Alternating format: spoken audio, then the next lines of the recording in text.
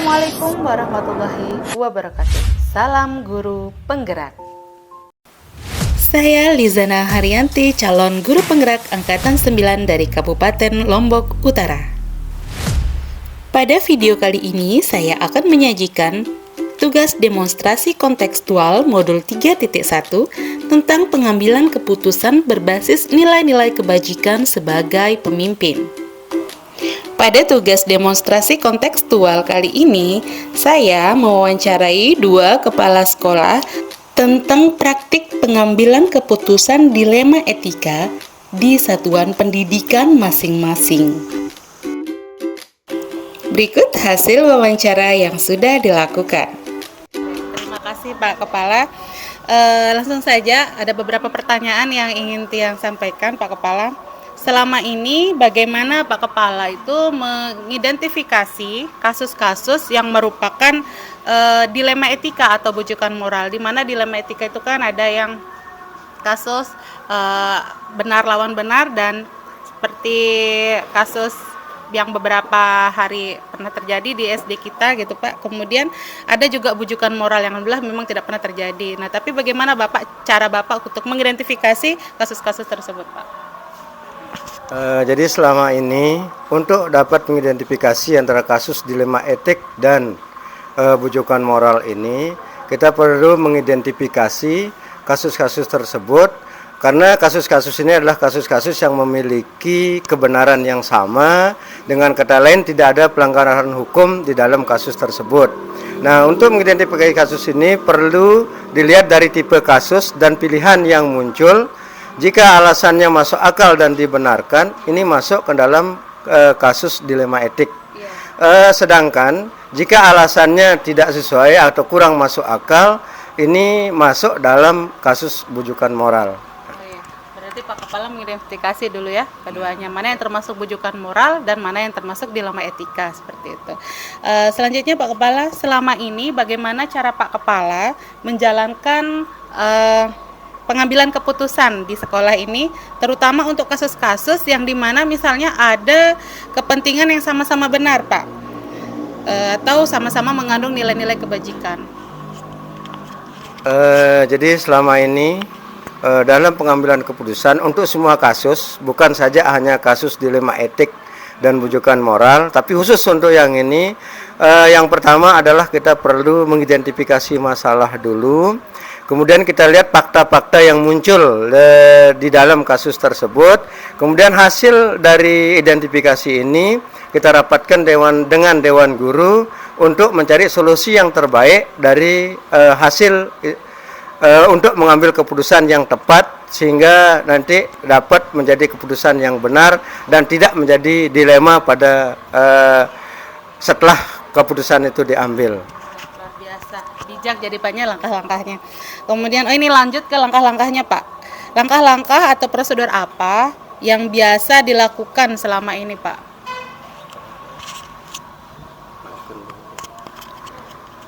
Jadi langkah-langkah awal, yang pertama melakukan identifikasi masalah.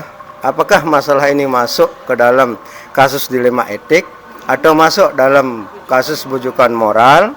Nah, dari sini kita timbang dulu kasus-kasus yang ada ini. Kemudian setelah itu kita melakukan rapat atau musyawarah dengan Dewan Guru untuk mengambil keputusan yang tepat dari kasus-kasus tersebut. Hal-hal apa saja yang selama ini dianggap efektif dalam pengambilan keputusan pada kasus-kasus dilema etika terutama Pak? Yang untuk dalam mengatasi kasus-kasus ini, hal yang paling efektif adalah pertama tadi kita identifikasi, kemudian memusyawarahkan atau merapatkan dengan Dewan Guru untuk mengambil keputusan yang terbaik. Jadi selalu ada komunikasi ya Pak dengan Dewan Guru, begitu Pak ya. Kemudian apakah Anda selaku pemimpin atau kepala sekolah di sini memiliki sebuah tatkala atau jadwal begitu Pak, sehingga pada saat menyelesaikan sebuah masalah itu bisa menyelesaikan langsung di tempat, atau mungkin ada jadwal tertentu gitu, atau mungkin bentuk prosedur-prosedur yang dilakukan, yang dijalankan oleh Pak Kepala sendiri? Jadi dalam pengambilan keputusan di sekolah ini kita tidak ada jadwal atau prosedur tertentu, tetapi kita sesuaikan dengan kapan munculnya masalah dan kapan masalah itu perlu diselesaikan. Kalau memang segera, maka kita harus segera menyelesaikan supaya masalahnya tidak berlarut. Berarti sesuai dengan masalah itu. Sesuai dengan Pak, ya. masalah. Hal-hal apa saja yang selama ini menjadi tantangan pada saat Pak Kepala itu mengambil keputusan, terutama pada kasus-kasus dilema etika? Jadi yang menjadi kendala selama ini di dalam kita mengambil keputusan, karena ini kasusnya sifatnya kemanusiaan dan perlu kebijaksanaan yang lebih. Jadi ada beberapa seperti rasa belas kasihan jika kita harus memberikan sanksi atau teguran. Jadi sebaiknya juga kita harus memperhatikan efek jangka panjang agar rekan-rekan guru ataupun siswa tetap merasa nyaman ada di sekolah, sehingga proses yang ada di sekolah dapat berjalan dengan lancar. Kayaknya sangat menyeluruh sekali Pak ya, bukan hanya langsung diberikan solusi, tetapi dipikirkan dulu Pak ya, bagaimana nanti di jangka panjang terutama. Kemudian Pak, adakah seseorang atau faktor-faktor apa yang selama ini bisa mempermudah atau membantu Bapak dalam mengambil keputusan, terutama dalam kasus-kasus dilema etika Pak? Di dalam pengambilan keputusan selama ini itu kerjasama dengan Dewan Guru, perhatian Dewan Guru yang selama ini terjalin kekeluargaan di sekolah ini yang merupakan faktor yang paling sekali mempermudah kita di dalam pengambilan keputusan. Kemudian yang berikutnya mungkin apa ya? Jadi pengambilan keputusan dalam permasalahan ini rasa legowo dari teman-teman guru maupun siswa di dalam menerima keputusan tersebut. Ya, berarti selain adanya komunikasi, adanya juga kolaborasi dan juga penerimaan begitu ya dari siswa atau dari Dewan Guru. Gitu. Nah, terakhir ini Pak ya, dari semua hal yang disampaikan, pembelajaran apa yang Bapak petik atau Bapak dapatkan dari pengalaman Bapak pada saat mengambil keputusan, terutama pada saat ada kasus dilema etika Pak? Ya. Jadi pelajaran yang kita dapat selama ini, jadi pembelajaran ini perlu kita memperhatikan situasi, kondisi dan budaya sekolah untuk mengambil keputusan kan. Jadi seperti apa kondisi di lingkungan sekolah kita, seperti apa dewan-dewan guru yang ada di sekolah kita, kemudian baru kita bisa mengambil keputusan. Jadi semakin banyak masalah, semakin banyak pengalaman kita dalam menyelesaikan masalah, maka tentunya akan berdampak pada keberanian kita sebagai pemimpin untuk semakin belajar menjadi bijak, kemudian bisa menjadi teladan bagi rekan-rekan guru yang lain, dan bisa tentunya untuk menjadi kemajuan sekolah kita untuk masa-masa selanjutnya. Wah, terima kasih Pak Kepala ya. Jadi intinya di sini setiap ada masalah selalu ada pembelajaran diambil sehingga kita menjadi lebih bijaksana lagi dalam menyelesaikan, lebih bijaksana dan dewasa lagi dalam menyelesaikan masalah. Baik Pak, terima kasih atas wawancaranya, terima kasih atas waktunya Pak. Semoga kami juga bisa mengikuti cara-cara Bapak ya dalam menyelesaikan masalah, kemudian bisa juga lebih bersikap bijak lagi Pak. Terima kasih. Assalamualaikum warahmatullahi wabarakatuh. Semoga sukses ya. Ya, Pak. Assalamualaikum warahmatullahi wabarakatuh. Bagaimana sih cara Ibu mengenangani atau mengidentifikasi kasus-kasus yang terjadi selama Ibu memimpin? Apakah itu termasuk dilema etika atau bujukan moral? Baik, untuk selama saya jadi kepala sekolah, jika ada masalah yang terjadi di sekolah tempat saya pimpin, biasanya pertama-tama yang saya lakukan adalah mengobservasi masalah tersebut. Kita lihat apakah masalah tersebut merupakan dilema etika atau bujukan moral. Jadi kita pilah-pilah.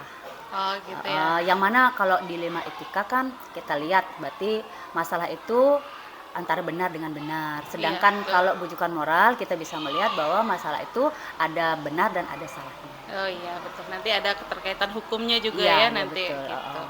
Oke Bu, selama ini bagaimana Ibu menjalankan pengambilan keputusan di sekolah Ibu, terutama nih untuk kasus-kasus yang dimana misalnya ada dua kepentingan yang sama-sama benar seperti tadi, atau juga yang sama-sama mengandung nilai kebajikan. Nah, bagaimana Ibu caranya? Baik, Memang masalah yang kita hadapi yang paling berat itu adalah masalah jika masalah tersebut mengandung benar sama benar atau merupakan kebaikan dan kebaikan ya. Ini agak susah kita menyelesaikan masalahnya. Cuman kita di sini akan melihat mana masalah yang dampak positifnya lebih banyak, itu yang akan kita gunakan untuk menyelesaikan masalah tersebut. Jika cara menyelesaikannya, jadi kita mencari solusi yang dampak positifnya lebih banyak. Oke, berarti menimbang dulu ya dari sisi positif dan sisi negatifnya, baru diberikan keputusan. Oh, sangat bijaksana Bu Kepala ya. Baik Bu, dari hal-hal yang Ibu jadikan Ibu tangani kasusnya. Nah, langkah-langkah atau prosedur seperti apa yang biasa Ibu Kepala lakukan selama ini dalam menangani sebuah kasus? Untuk menangani sebuah kasus, biasanya langkah-langkah yang saya ambil itu pertama mengenali bahwa nilai-nilai yang saling bertentangan. Diidentifikasi dulu ya Pengidentifikasian nilai-nilainya. masalah. Selanjutnya menentukan sikap yang terlibat dalam situasi itu. Penentuan sikap kita. Selanjutnya mengumpulkan fakta-fakta. Oh iya, betul sekali ya, kejadiannya seperti apa gitu. Biar tidak langsung kita, oh ini loh masalahnya, ini langsung kita selesaikan. Iya, berarti ada fakta-fakta yang dikumpulkan. Kemudian ada pengujian benar salahnya. Iya, ada uji yang dilakukan ya Bu. Saya pengujian perbandingan, benar lawan benar.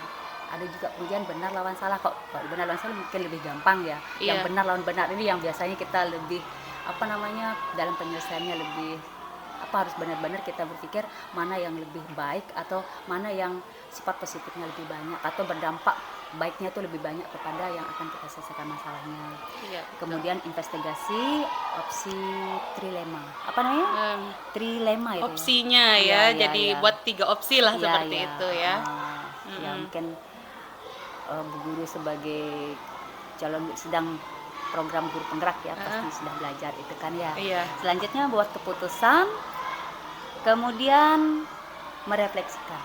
Iya, setelah ada keputusan kita lihat dulu apakah benar-benar tepat atau tidak gitu ya hasil refleksinya. Kita refleksikan dengan keputusan yang kita ambil itu bahwa benar-benar bisa menjadi solusi yang tepat untuk masalah yang kita hadapi.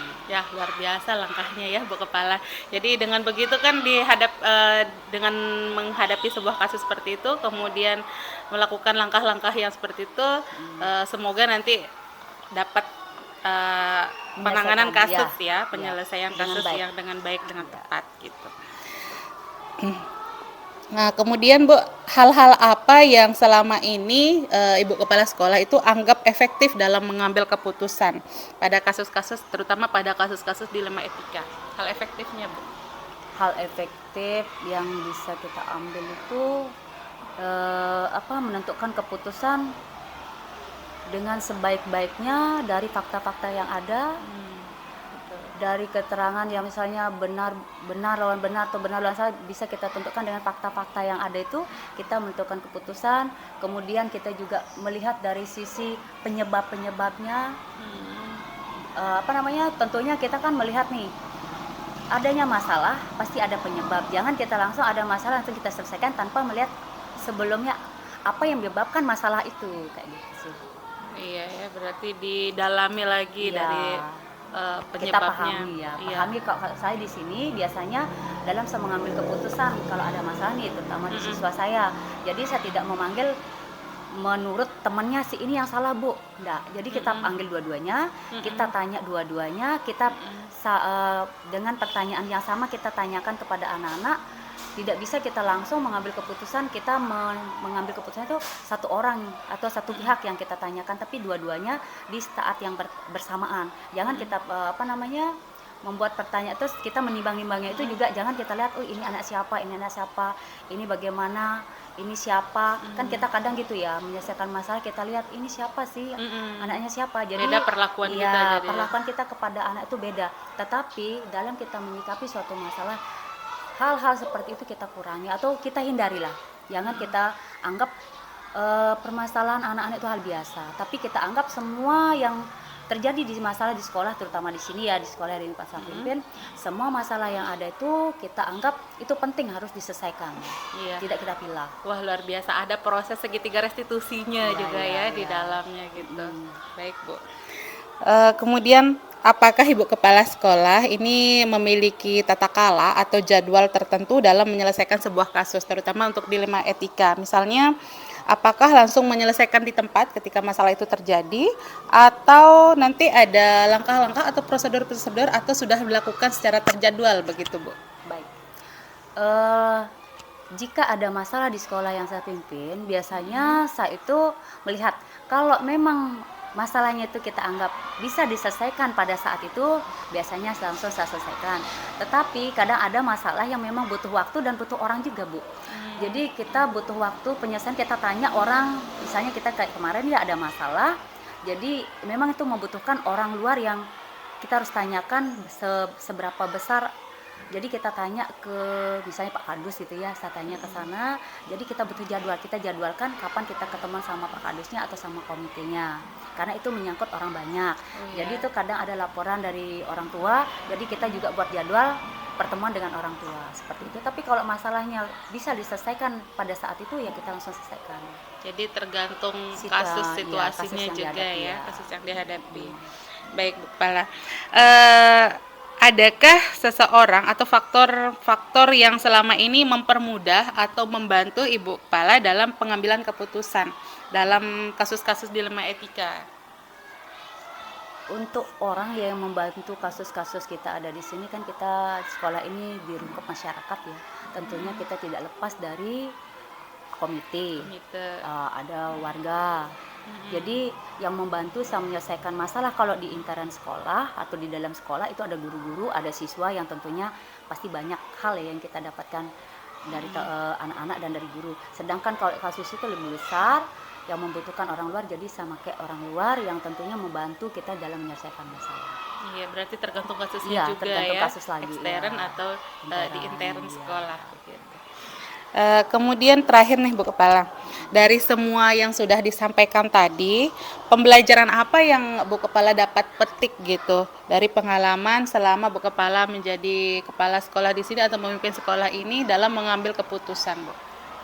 Dalam mengambil keputusan, saya merasa semakin banyak masalah yang kita hadapi, kita akan menjadi semakin bijaksana. Mungkin dulu pemikiran seorang guru berbeda dengan pimpinan ya. Saya pernah menjadi guru, di saat ada masalah, di saat pimpinan kita kok gitu sih cara penyelesaiannya. Tetapi di saat kita menjadi seorang pemimpin berbeda lagi. Karena banyak hal yang harus kita pikirkan, dalam jangka panjangnya apa akibatnya, dalam jangka pendeknya apa akibatnya. Banyak sekali. Jadi nanti kalau dia jadi seorang pemimpin, kita akan memikirkan apa dampaknya kepada bawahan, itu pertama. Dan jangka pendeknya, jangka panjangnya. Kemudian bagaimana kasus itu berkembang lagi ke hal-hal yang lebih panjang lagi kalau kita berpikir pendek ya. Iya betul, nanti ada akibatnya Iya. yang menyertainya di belakang. Jadi kalau kita jadi seorang pemimpin, tentunya dengan ada kasus-kasus, dengan cara penyelesaian yang berbeda, dengan kita hadapi kasus yang berbeda, jadi cara penanganan juga berbeda. Jadi kita sebagai pemimpin, kok menurut saya merasa sekarang tuh bahwa kasus-kasus itu tidak bisa kita selesaikan dengan gampang. Jadi kita terarah menjadi lebih bijaksana, itu pertama. Kita akan menjadi orang yang lebih bijaksana dan berpikiran positif terhadap orang. Pasti itu akan muncul sebagai seorang pemimpin, dan kita tidak melihat dari satu sisi. Kita akan melihat dari sisi yang banyak, dari ekonomi orang lain, sosialnya, agamanya, Gendernya ya, iya, jenis gender, kelaminnya. iya, karena penyelesaian masalah untuk kita sesama wanita kan beda nih. Mungkin betul. kita lebih keibuan ya. Tetapi di saat kita menghadapkan di sekolah, tidak hanya ibu-ibu aja yang kita pimpin nih, Betul. ada bapak-bapak juga, jadi beda juga cara penyelesaiannya. Jadi setiap ada kasus ada saja Iya. pembelajaran yang Iya, kita betul. dapatkan ya. Oh. Jadi pengalaman terbaik, masalah itu kan jadi Iya, pengalaman iya, terbaik. betul. Jadi kalau ada masalah di lain hari, kita sudah tahu nih penanganan berdasarkan Iya. kasus-kasus sebelum sudah ditangani. Iya, betul. Wah, luar biasa kepala sekolah ya. Jadi Ceritanya juga semoga, luar biasa nih.